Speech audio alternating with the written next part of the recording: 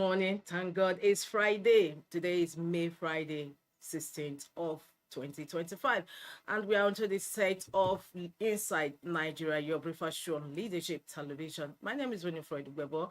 On today's program, we are going to be looking at what the papers are saying. That is newspaper review on Inside Nigeria. Of course, as we normally do on the program, we always want to go first, especially every Friday, to Nigeria's foremost Friday newspaper, and that is Leadership Friday. Let's see what Leadership Friday is saying this Friday. Leadership's leading story says Tinubu takes war to terrorists in the bush. Tinubu takes war to terrorists in the bush. OK's armed guards for Nigeria's 1,129 forests. Vows to restore security in ungoverned areas. Signs security bill. Senate urges Tinubu. Outreach must be free of political interference. Northern youths. Kickers to the leading story on Leadership Friday, Nigeria's foremost Friday newspaper. Tinubu takes war to terrorists in the bush. Incidentally, that is also the leading story in some of the papers we have on our lineup this Friday.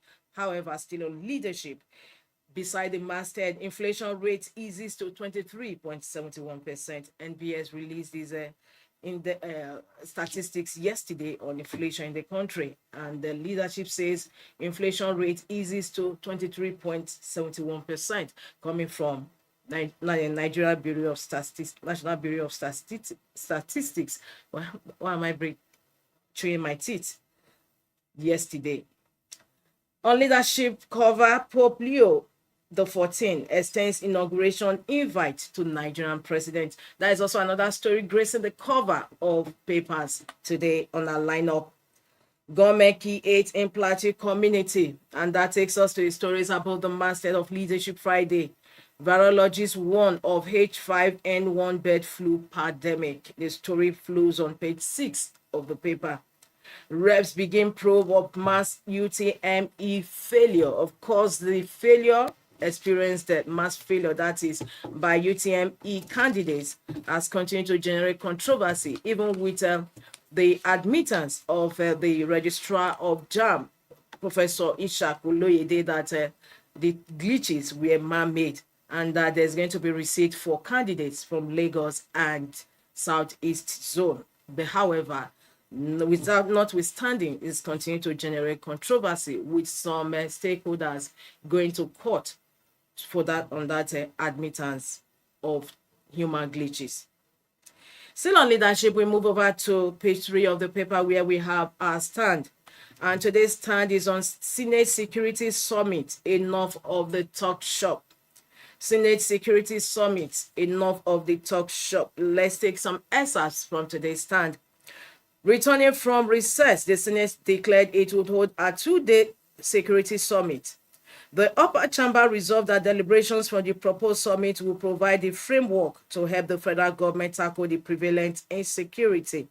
The senators insist that the summit will include delegates from the presidency, state governors, traditional leaders, student bodies, and representatives from communities ravaged by insurgency.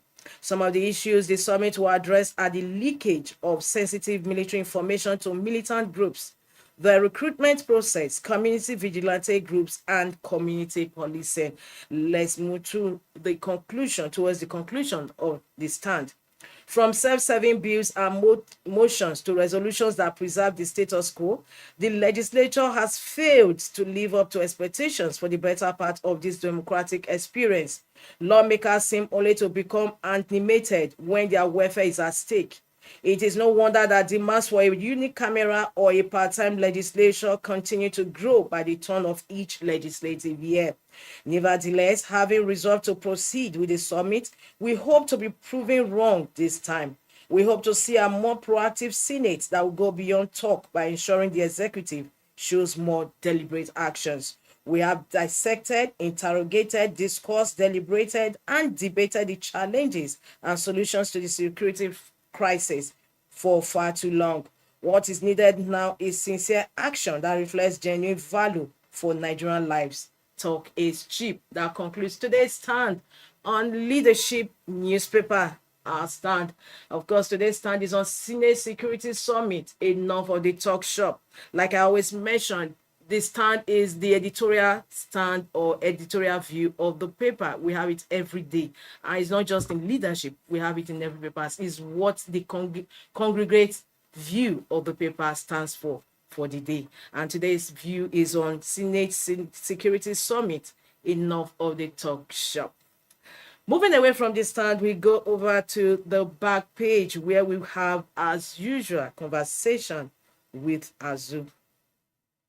Conversation with Azu. Azu Isiakwene is the editor-in-chief of Leadership newspaper, and today's conversation is on how to crown an impostor. How to crown an impostor. Let's take a quote from the conversation. Traore has portrayed himself as the new face of the African Renaissance. Traore has portrayed himself as the new face of the African Renaissance. Traore is the head of state, military head of state of Burkina Faso. Moving away from conversation with Azu, we go to Ghana Must Go. Ghana Must Go. The news says world's poorest president dies, and of course Ghana Must Go ask in Africa, because it knows that is a question that will never arise, especially from African soil. It's on that note we conclude review of front headline stories, insights page, and the back page of Leadership Friday this Friday. For more, don't forget to log into the website of Leadership, www.leadership.ng. Moving away from Leadership newspaper, we move to the next paper we have on our menu, and that is Vanguard, still talking of insecurity. And Vanguard's report this Friday says special report weighs out of banditry, insurgency by ex-generals, security experts. We need a 1 million man strong military force to tackle the menace coming from Brigadier General Bello, retired. Intentional diplomacy not working in Nigeria's favor, Major Efosium. Address soldiers fatigue, Major Olurumbe.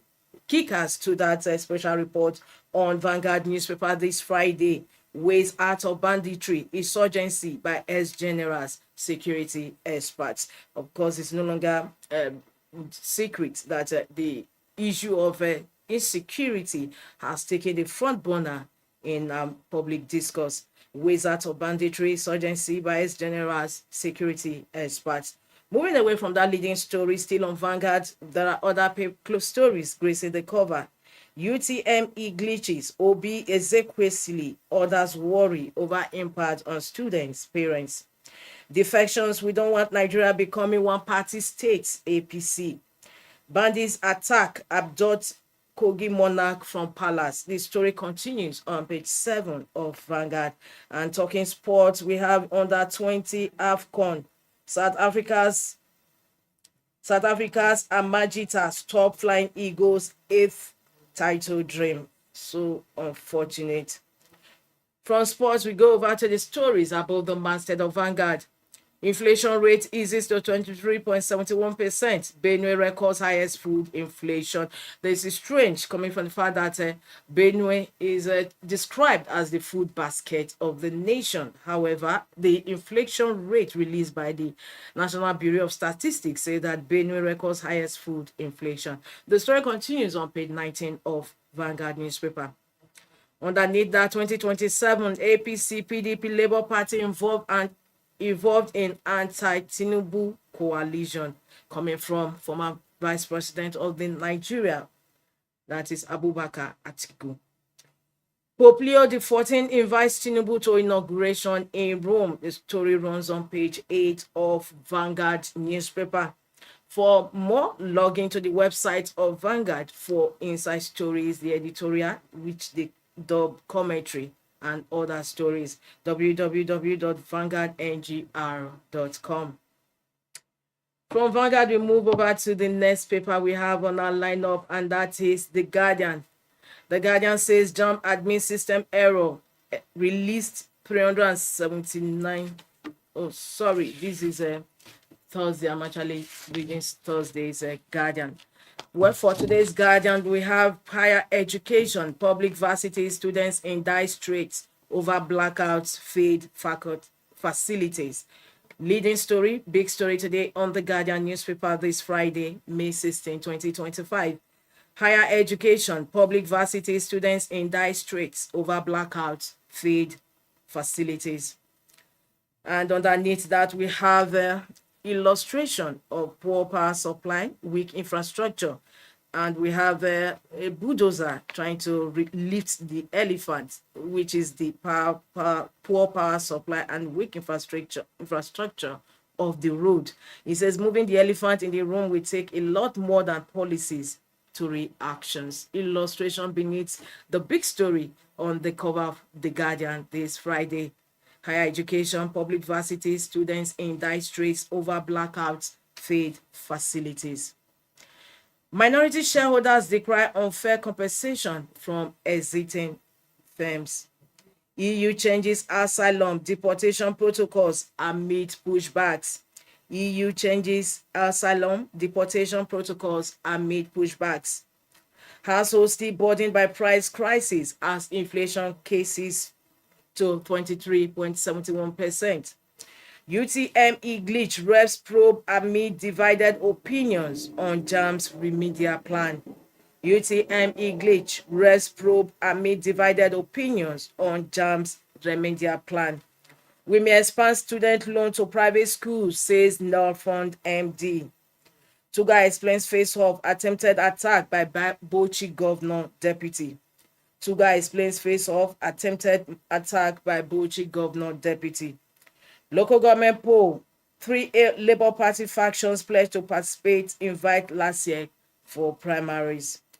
Appeal Court reserves ruling in Edo governorship dispute. That takes us to the stories just beneath the masthead of The Guardian 2027. APC, PDP, Labour Party members in coalition to stop Tinubu article reveals. Contributory pension scheme, others plagued by corruption, says ICPC. Bill to jail non-voters case second reading in House of Representatives. The story continues on page 3 of The Guardian. Bill to jail non-voters case second reading in House of Reps. That is where we conclude review of front headline stories on The Guardian this Friday. For more, log into www.theguardian.ng. From The Guardian, we move over to the Punch newspaper. The Punch is talking inflation. It says economic strain. Inflation surges above 30% in Abuja, 10 states. Economic strain. Inflation surges above 30% in Abuja, 10 states. Food inflation hits 51.8% in Benue amid persistent insecurity. OPS laments rising prices. National Assembly divided as compulsory voting bill advances. 5 arrested over 2-week-old baby sale. Last year, rise INEC over 3 Labour Party factions in Lagos. Beside the masthead of the Punch, parents fear WAEC UTME overlap as receipts begin today. And above the masthead of the Punch, Tinubu to join world leaders at Pope's inauguration. Service chiefs store military bases after terror attacks. APC fumes as Atiku names parties in anti-Tinubu coalition. The story continues on page 7 of the Punch newspaper, and that is where we conclude review of front headline stories on the Punch this Friday. For more, don't forget to log into the website of the Punch. While we move to the next paper on our lineup, and that is THISDAY. THISDAY says Tinubu has to Rome on Pope Leo XIV's invitation with bragging rights of 62% Christian appointees. Tinubu heads to Rome on Pope Leo XIV's invitation with bragging rights of 62% Christian appointees. Bishops Ugoji, Kaigama, Kuka, Martins on delegation. President expected back in Abuja on Tuesday. And moving ahead, still on THISDAY newspaper, inflation declines to 23.71% amid lower food energy prices. Severe in Ekiti, Kebbi, Niger, others. Varsity don't haze price moderation as boost to investor sentiment macroeconomy. rider to that leading story, second leading story actually on the cover of THISDAY newspaper this Friday. Inflation declines to 23.71% amid lower food energy prices. That takes us to the story above the masthead of THISDAY. NUPROC to raise Nigeria's active oil rigs from 36 to 50 by end of 2025. NUPROC to raise Nigeria's active oil rigs from 36 to 50 by end of 2025. Bloomberg reports at $5.34 billion, Nigerian tops shares 2024 global oil tax payments. Seplat predicts first half revenue to dwarf full year 2024 $1.1 billion. Rabiu Dangote Bua groups will stabilize cement prices for federal government projects. However, it's reported that cement prices currently stands at 10,000 naira per bag. And the story says Rabiu Dangote Bua groups will stabilize cement prices for federal government projects. Rabiu is also president of Bua groups and also manufacturer of cement. So it's on that note we conclude review of front headline stories today on THISDAY newspaper. For more, don't forget to log into the website of THISDAY, www.thisdaylive.com. Thank God it's Friday. It's on this note we also come to an end today. The program Inside Nigeria brought to you on Leadership Television. Don't forget to follow us on our website for continuation. Okay, sorry, these we are just only going to close the first half of this program, newspaper review. Our guest is already in the studio. We are going to be talking on some of the topic issues most of these papers are carrying today. Don't go away, just stay tuned for continuation of Inside Nigeria.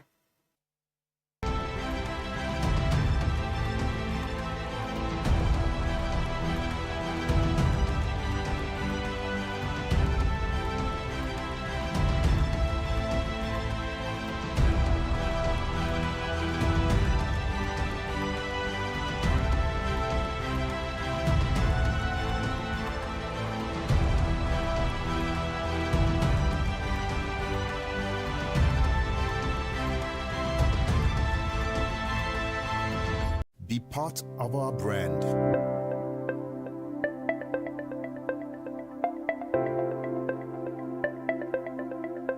Leadership for God and country.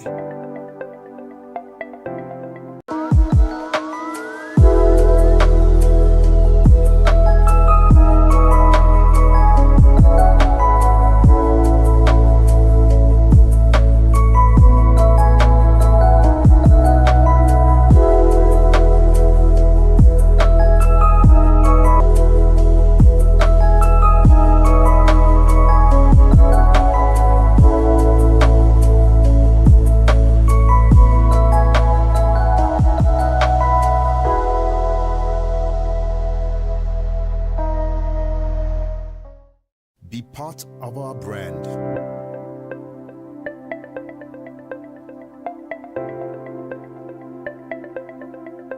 Leadership for God and country. Be part of our brand.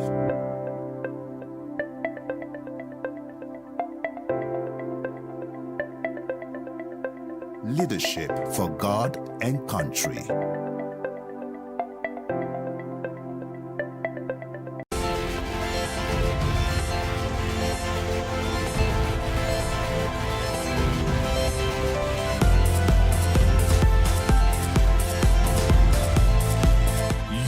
Leadership TV for God and country.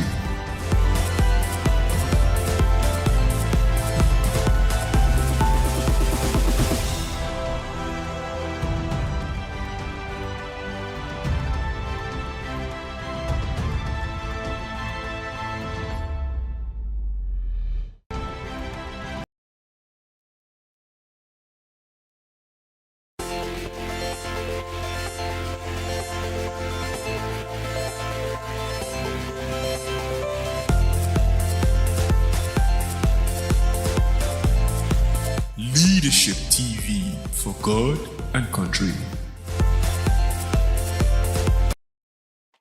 welcome back. In case you're just joining us, the program is Inside Nigeria. This is the second half of the program, Inside Nigeria. My name is Winifred Ogbebo once again, and I have my friend, the guest in the studio. He's a public affairs analyst, Gerard Carthy.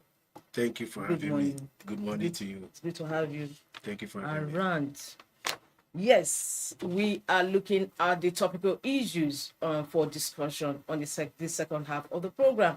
Of course, the story that has been gracing the cover consistently is the issue of insecurity, and to take proactive steps, or to no, not really proactive, because the situation has actually degenerated, to curb or stem the tide of insecurity and the spate of killings in the land. The federal government recently deployed forest guards for Nigeria's 1,129 forests.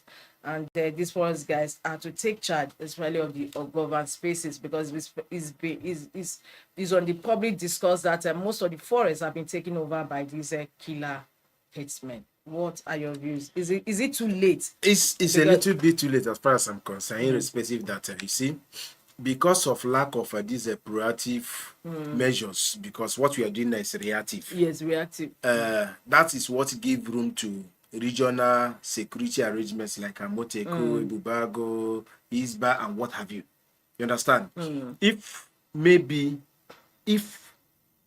at least we have set these forest guards as at 10 years ago, a lot of lives and properties with regards to farm destructions, clashes we have recorded will not have gotten to this point. You understand? And don't forget that one of the benefits of these forest guys is that you are going to be employing people that understand the terrain. Yes, the terrain. It's not like when you employ somebody in the police force or army, somebody from the south, you are asking to go to the north to go and secure those areas, that he doesn't understand the language, he doesn't understand the culture, he doesn't understand the terrain. You understand? He finds it difficult. But this forest guard will be a situation whereby whoever that is recruited in each of the 704 local governments will be made to man those areas. And at least it will help with intelligence gathering. Once they are fortified, they can even take on those terrorists more than even the soldiers. No, we are seeing a situation whereby we are losing our men in the frontline battle. Talking about soldiers, videos have been which is very demoralizing. Very. We even saw some soldiers crying over the bodies of their slain colleagues. Honestly speaking, I sympathize, but then attributed to the sellout. Sabotage. Yes, certainly it's people done, because consistently this has been happening. Yes, it has been happening because we have not really done the needful. You understand? And sometimes when you get close to solving the puzzle with regards to this consistent insecurity, there will be twisting and thwarting of the process. You understand? They will frustrate you from not succeeding in what you need to do, because the insecurity has dabbled into politics and interests, because there are people that are getting fatter because of the situation on ground. You understand? And don't forget, there's no way you can attribute this insecurity without one way or the other drawing the attention of the international community, because there are people that are mining our resources, so they need to destabilize and distract us in order to continue their illegal mining. You understand? Because if there are no insecurity, anybody that enters any bush to organize anything, of course, Ministry of Mine and other relevant agencies can easily, apprehend the person and do the needful. Right. Now, still talking about the issue of sabotage within the security force, there were reports that these bandits, especially in the northeast, we are now using drones. And yes, the type of drones they are using is more even sophisticated. Yes, very sophisticated. How come? That's what I'm telling you, that there's a collaboration. You see, have you observed that this AES, this group that just carved themselves out of ECOWAS recently because of the military juntas in their areas, Burkina Faso, Mali, and I think Niger, those groups. Yes. Have you discovered that since they pull out, they chased the France, or call it Francophone countries, they chased the French out. There have been relative improvement in terms of security in their places. Those inflows, those things. Just last week, there were a report that Niger in collaboration with Burkina Faso, killed over 1,000 terrorists. You understand? So they have the few days because we have good, we call them good relationship, or we have a form of bilateral relationship with the French, because of the current president we have.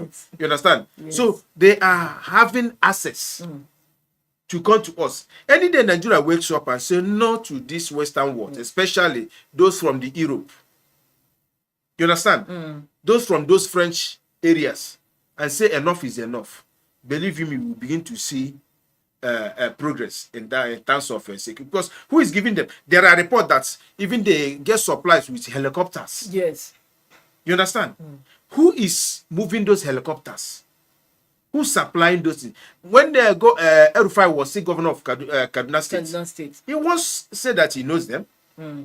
He paid them to stop attacking. Yes. Meaning that the ruling class know those are attacking us. However, but if I may also intervene, but so much was actually expected from President Bola Ahmed Tinubu, because given where he's from, because the last administration, many Nigerians felt that there was killings, so much killings under him because of his kinsmen. They were his kinsmen. Yes. However, Tinubu is from a different region altogether. At the beginning, what would have expected that he year, had political will. in his first year, there were improved in security. But I see the recent surge with regards to security as a deliberate sabotage to undermine and discredit his government. Yes. Because that is what they are used to. They use it to discredit Jonathan's government. Yes. You understand? Yes. So without distracting Tinubu in some of giant and courageous steps he's taking in the economy, even though that is forcing us to suffer. You understand? He will make progress. And if we make progress before 2027, most of people, including myself, that are lamenting, that are in lamentation because of the hardship, will begin to change. You understand? We'll begin to change if we begin to see gains from his effort. You understand? So those political juggernauts are seeing it that if you allow this guy to succeed in what he's doing, you come on a platter of gold in you understand? 2027. People will begin to hail him. So in order to distract him, you know, of course, there are people that have this self-entitlement mentality that we have seen in the north. You understand? That I believe that because they helped Bola Ahmed Tinubu to become what he is, they are expected to get some things. You understand? Like you see in recent times with El-Rufai complaining and other guys from the same ASICs.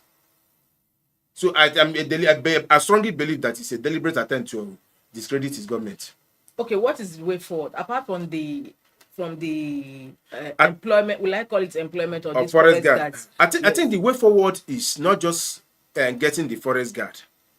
He should consider getting machineries. Yes, and why are governments not doing naming and shaming? Because you cannot tell me that they keep arresting Boko Haram commanders. Are they not debriefing them?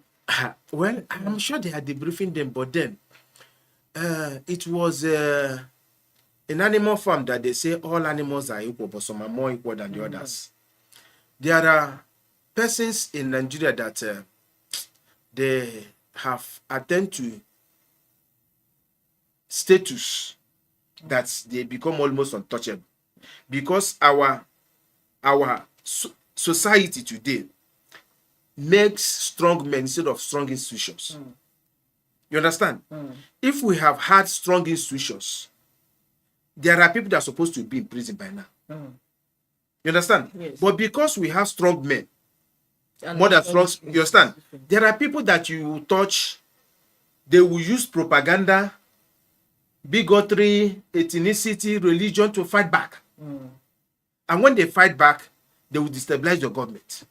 That is why when you prove get to a certain point, it becomes classified information. All right, moving away from issue of insecurity, let's talk National Assembly. There were reports yesterday that the National Assembly has actually passed for second reading a bill for mandatory voting, a bill that will compare every Nigerian, whether you feel like it or not, to come out and vote for every election exercise. And many Nigerians are criticizing this bill, saying that it's like putting the cat or is it the horse before the cat? Because without addressing the issues, we're a situation whereby Nigerians' votes do not count. How do you see that? I have a mixed feelings with regards to you know. That there- can you compare that is mandatory, you must come and vote. that's why I said I have a mixed feeling. Although I've Under always the voted rights anyway. of, I think, chapter 4, where you have various Freedom. rights, Yes. association movement, and what have you. You understand? That's enactment is against it. Yes. But then, if we are But I'm sincere, expecting activists, CSOs to rise up because it just passed second reading to say hold no on. to that. That's why I said I have a mixed feeling. Yes. If you recall, from 2003 to 2007 to 2011, 2015, 2019 to 2023, we continue to see decline in number of voters. That is voter party or voter party. Voter party. Yes, You understand? voter party. People not coming out, vote. don't having that enthusiasm. Some will tell you that before even the vote is cast, they have already known, they have written the results. You understand? Yes. So, and that is what is giving room to these manipulators, politicians, to continue to manipulate. But I believe if we have good number of persons, if we have up to 50 and above percentage of number of registered voters coming out to vote, there will be limitations to rigging. Oh, you think so? Yes, I'm an election observer. I lead it's one of the things that we have sent as recommendations. If people are mandated in one way or the other to come out to vote, certainly there will be a reduction in manipulation. There will be reduction in rigging. And there will be reduction in subjecting of results or mutilation of results. You can't tell me in my area and I cast votes in my polling unit. I know people in my polling unit. I know the presiding officer and all the assistants. And you want to tamper with my vote. This time it's not issue of go to court. You will be the court there. So it will certainly reduce. Apart from the issue of voting and mandatory voting, what about the Election Act? What is the National Assembly doing? Because it's something that many Nigerians are waiting for amendment to that Electoral Act. For I think instance, they are there's working been a on transmission of electronic transmission. They are actually working on it. In fact, there was a bill that Independent Electoral Commission, that is INEC, is pushing at the National Assembly to see how they can as well petition permanent voters card to use e-card, where even people in the diaspora, people in awaiting trial in correctional facilities can exercise their franchise.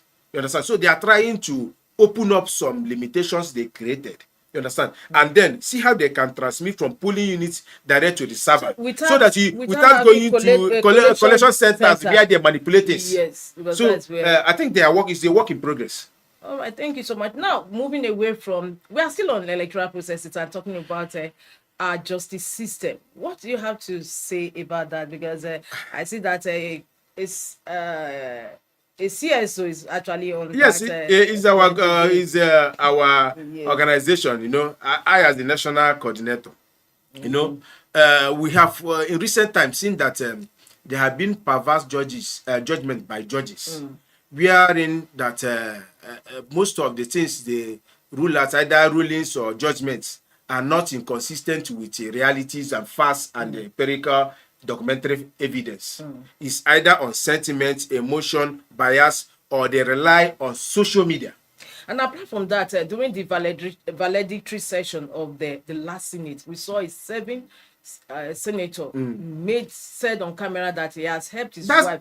That's what I'm saying. Incidentally, was the appeal court judge. You understand? That he helped his friends. And nothing happened. That's what I'm telling you. Some of his colleagues there in the hollow chamber. There have been numerous cases that where you have empirical evidence, judges will leave the evidence.